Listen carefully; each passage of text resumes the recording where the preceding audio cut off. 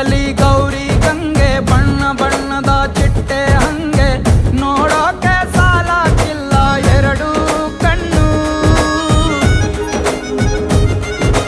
ಗಂಡು ಹೈಕಳು ಬೆಪ್ಪಾಗವ್ರೆ ಬೆರಗು ಕಣ್ಣಲ್ಲಿ ನೋಡ್ತಾ ಅವ್ರೆ ದಾವಣಿಲೆ ಬೀಸುತ್ತಾರೆ ಹೆಣ್ಣೈಕಳು.